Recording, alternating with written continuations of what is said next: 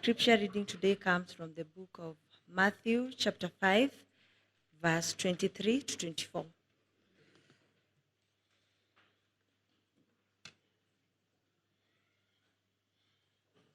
Matthew, chapter 5, verse 23 to 24. Therefore, if you are offering a gift at the altar, and there remember that your brother has something against you, leave your gift there in front of the altar. First go and be reconciled to your brother, then come and offer your gift. Matthew 18, 15 to 18. If your brother sins against you, go and show him his fault, just between the two of you. If he listens to you, you have won your brother over.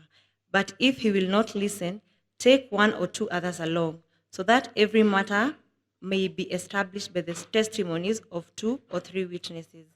If he refuses to listen to them, tell it to the church. And if he refuses to listen even to the church, treat him as you would a pagan or a tax collector. I tell you the truth, whatever you bind on earth will be bound in heaven, and whatever you loose on earth will be loosed in heaven. The final reading, 1 Corinthians chapter 6, verses 1 to 11.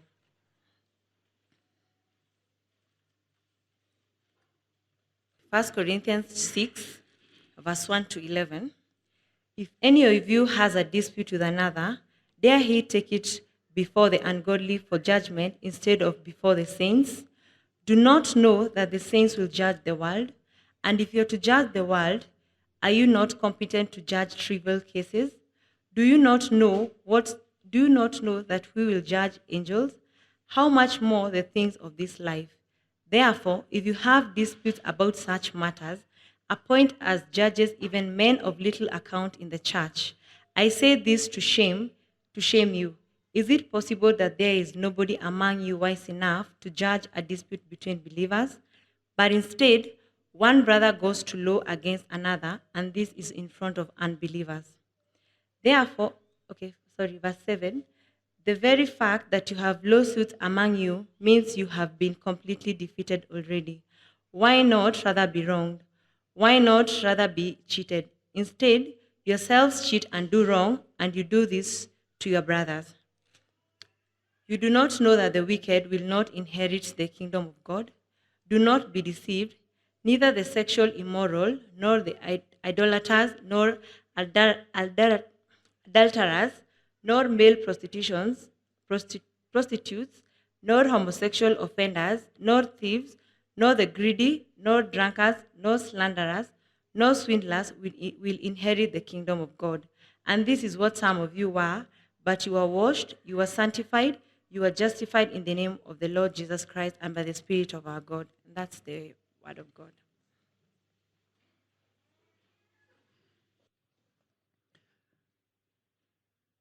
Church, first I want to acknowledge that in this past week, God has used Linda Unger to direct my thoughts on what I would speak about today.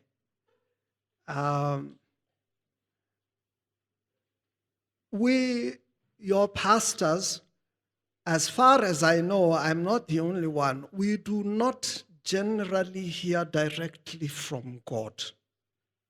I cannot tell you that I heard a voice from heaven saying, Pastor Chris, say this to AIC Ngong Road.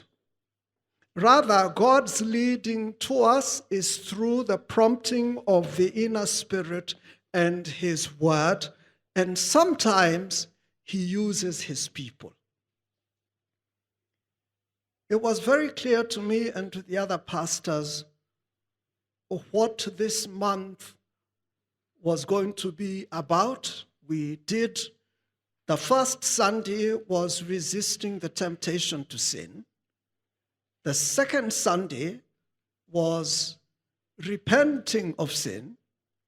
The third Sunday, which was last Sunday, was rebuking unrepentant sinners. And next Sunday, The conclusion was quite clear in the mind too, but you have to come next Sunday to hear it, right? But today was kind of hazy. Linda came into the office. I'm not sure if it was mine or G's, but it was one of the two. And she actually came to donate books to the church library.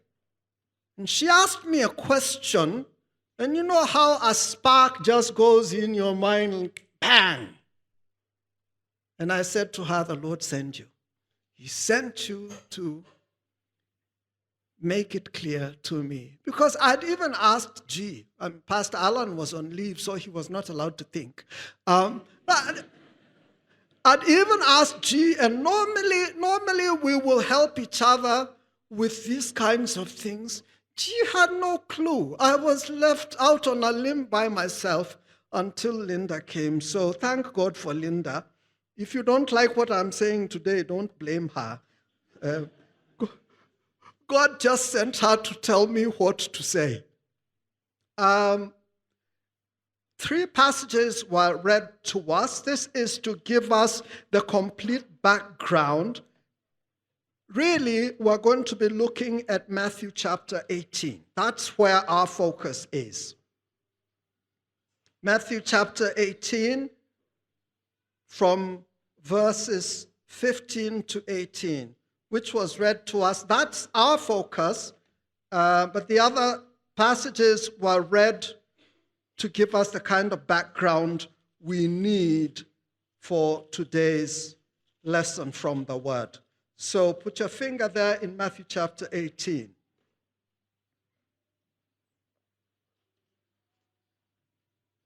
We've talked a lot about sin this month.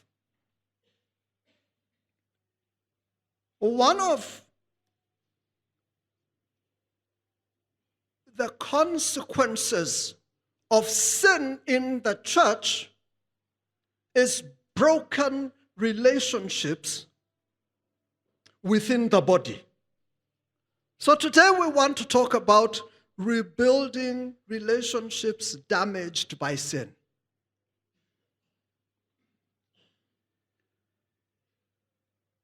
Rebuilding relationships damaged by sin.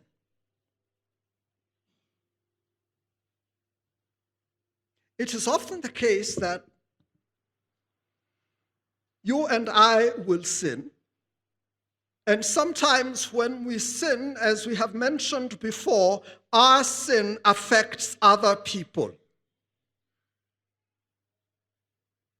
When it does, how do we deal with it? But there's also the question, when someone else sins and it affects me, how then do I deal with it? The first passage that was read to us, Matthew chapter 5 and verse 23 and 24, deals with sin that I myself have committed. I come before God's altar to offer something to Him, and I remember my brother has something against me. The instruction is, leave your gift right there. Don't offer it. It's interesting, though, it doesn't say take it home with you, right? Leave it there at the altar. The understanding is you will go be reconciled to your brother. You will come back and offer your gift. The second passage talks about a situation where my brother has sinned against me. And that too is the gist of 1 Corinthians chapter 6, verses 1 to 11. Now, I find chapters 5 and 6 of 1 Corinthians a little baffling.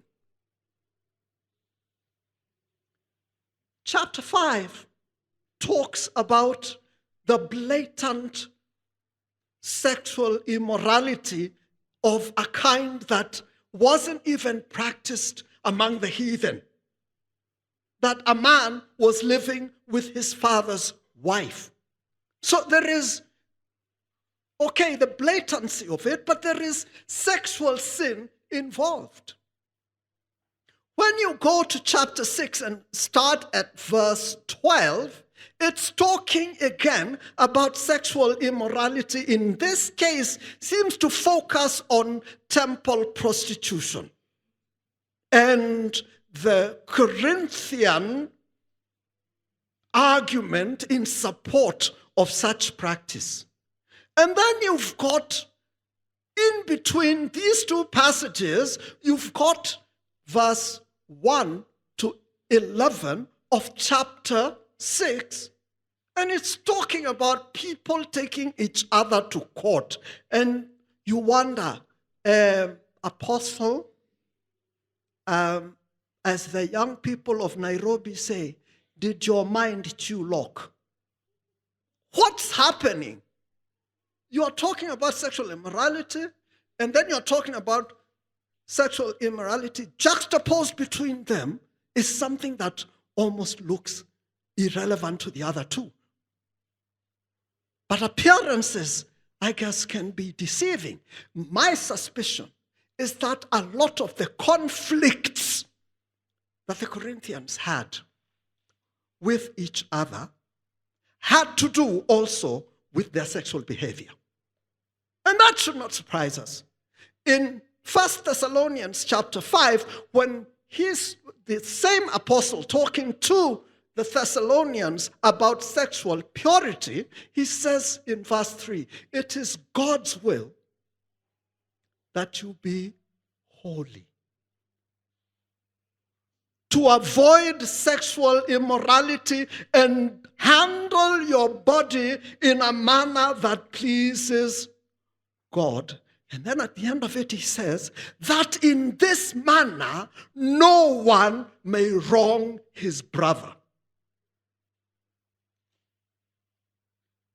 It is not uncommon for people to fight over their spouses because of sexual immorality. It is not uncommon in this country for people to end up in divorce court because of such. So maybe there is a relationship. I do not want to push the point, and as you can see, I am not really the Apostle Paul. There's a guy who purports to be an apostle just across from us. And as somebody said, we'll go check him out and help him to put himself in his place. But in the meantime, we look at the three things that the apostle says in, not the apostle, Jesus himself in Matthew 18, that seem to address the problem of believers sinning against each other. So very briefly, because we do not have a whole lot of time, first, confront the offender. Confront the offender. Secondly, consult others. Consult others. And thirdly, consider the outcome. Consider the outcome. Incidentally, I've just seen Frank Oguya. He's been unwell. I haven't seen him in a while. Good to see you, Frank. Karibu. Yeah? Now, verse 15 of chapter 18 says, and if your brother sins, and my translation doesn't have against you, as some, the textual issues there are too complicated for us to deal with them here. But the passage that was, the translation that was read to us did say, if your brother sins against you, go and reprove him in private. Confront the offender.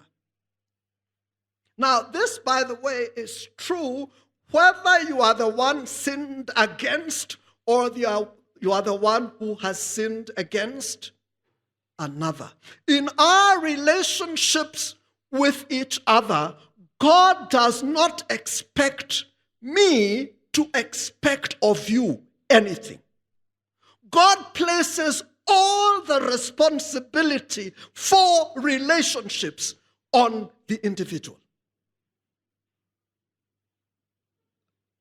I have a responsibility before God toward you. You have a responsibility before God toward me. It is not my place to align you to your responsibility before God toward me. God expects that of you. And one of the problems that we face as Christians is the classic problem of always pointing the finger. And Jesus said of that, why do you point out the speck of sawdust in your brother's eye and you cannot see the telephone pole in your own? We need to concentrate on our attitudes, on our contribution to a situation. Because if we do not do that, then we will be sitting waiting for people to come. And when we wait, sometimes we will wait a long time and nothing will happen. If you take offense at a brother or a sister because of something that they have done, it is your responsibility to go to them and say, in this matter, you offended me. Or if you see your brother sinning, it is up to you to go up to them and say, what you're doing doesn't seem to be what we read about in the Bible. If you do not do that, you are not helping your brother or sister, and you're not helping yourself either.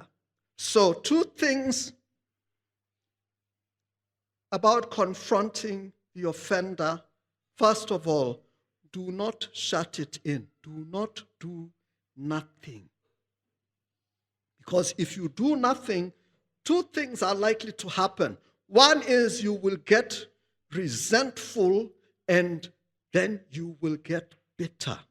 And those are great destroyers of people. When you are angry at me, I may be totally oblivious of it. I may go about my business happy, not knowing that you are suffering. Anger and bitterness destroy the host, not the target. So you're angry at me, but you're the one who suffers. Think about it. When you are bitter at me and we meet, who gets ulcers? You do, don't you? Whose blood pressure goes up? Yours. Who loses appetite? You. So when you do nothing, you punish yourself. It's no good for you. So if you take offense at what I have done, said, or not done, or not said, do yourself a favor. Speak up. If you shut it in, you punish yourself, and I remain free to continue sinning against you because I am ignorant of the fact. But number 2, don't shout it out, right? Don't shout it in, but then again, don't shout it out. The apostle says, not the apostle Jesus, says, go and rebuke your brother privately. Don't make the whole world know that so-and-so did this wrong or the other against me. Because you make the relationship worse by doing so. This is not repair, this is further damage. And you drift farther and farther apart.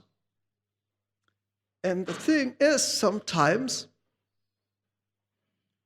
the matter is so simple that when people sit down together, it is sorted out in a matter of minutes, and they begin to ask, what was all this about? Have you not encountered things like that? So, confront the offender, but do not shut it in or shout it out. In Galatians chapter 6 and verse 1, Paul says to the Galatians, brothers, if anyone is overtaken in a fault, you that are spiritual should restore him in a spirit of gentleness, taking heed to yourselves, lest you also be tempted. So there's no, when somebody sins, there's no going, pointing fingers, nah, nah, nah, nah, because you could be the next one, and people have fallen, have they not, that we never imagined could fall.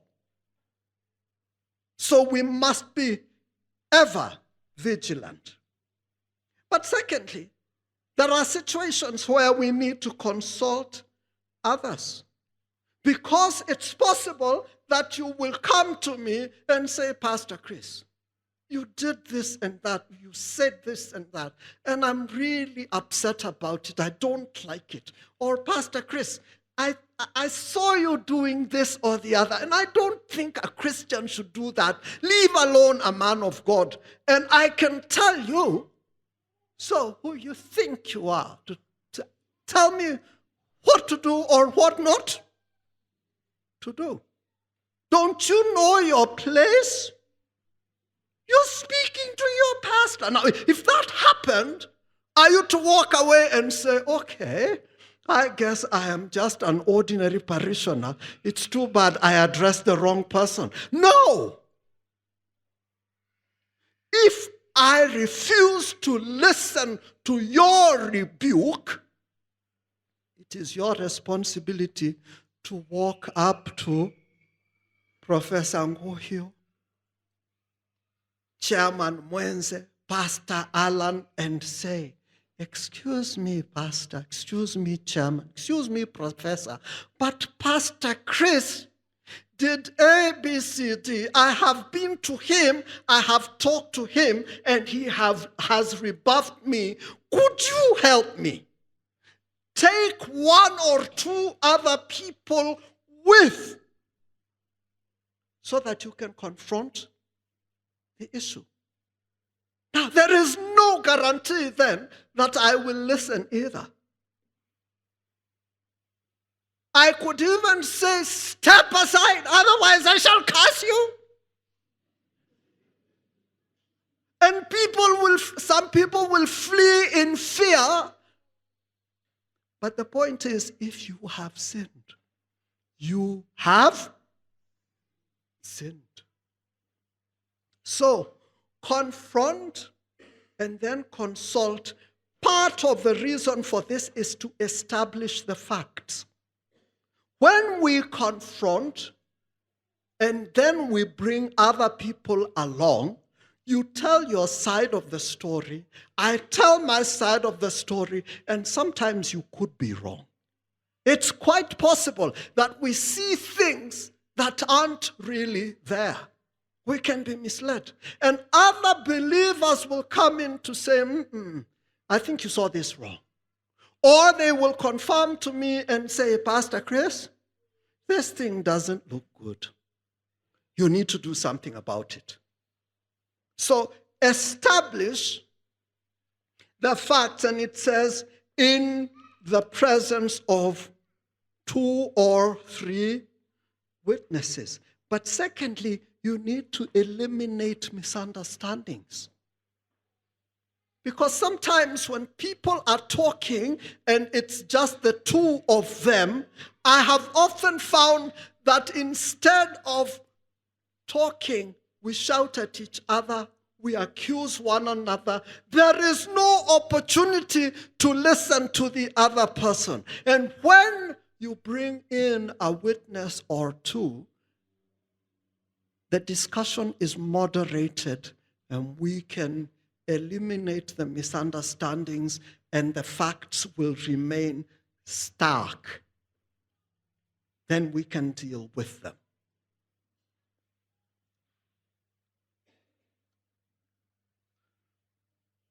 But you can consult with others and still a person can say no. Or they can say, as some people, I have heard you. And then they walk away and they continue to do whatever sin it was that you pointed out to them. In verses 17 and 18, it says, if a person does not listen to you after you bring the matter before 2 or 3 witnesses, bring it before the whole church. Let the church decide. And if the person does not listen, then reject those who are unrepentant. Now, friends, I think that as Christians, we have for too long pretended that God does not see when we sin. We have for too long assumed that when we confront sin, we are being unfair to other people. When you read the word of God, when you listen to the words of Jesus himself, he is saying, when you talk to a person, when you finally bring the matter to the church and the person still refuses to listen, waste no more time. Reject them. Because it says, let that person be as a Gentile or an unbeliever to you.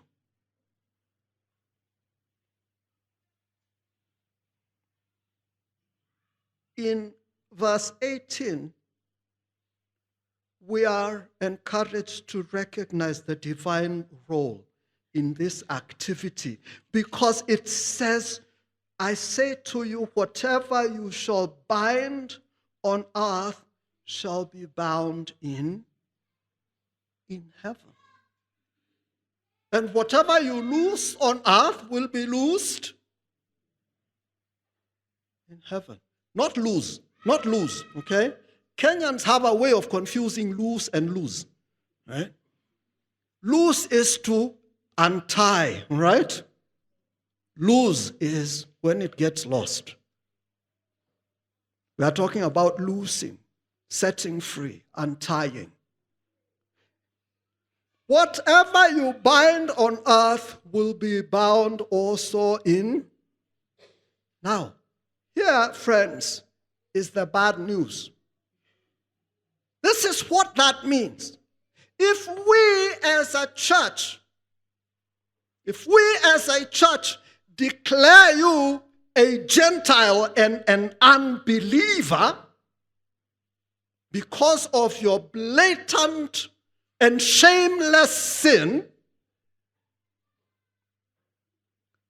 God will remove his grace from you. That is what the Apostle Paul meant when he said he handed people over to Satan so that they can be taught not to blaspheme.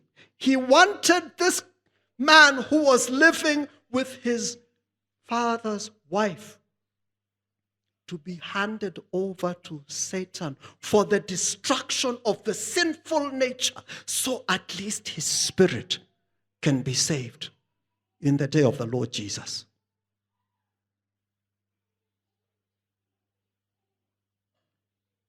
But there is good news. The good news is, in this whole process, one simple thing is required. If you have sinned, admit it. And as I said before, when we admit sin, we are not informing anyone of any, we are the only ones who are refusing to accept the reality. Everyone else can see that we have sinned. When we admit it, we allow other people to come alongside us and help us. So that's why it says in this passage that we have read, if your brother accepts his wrong and repents, you have won your brother.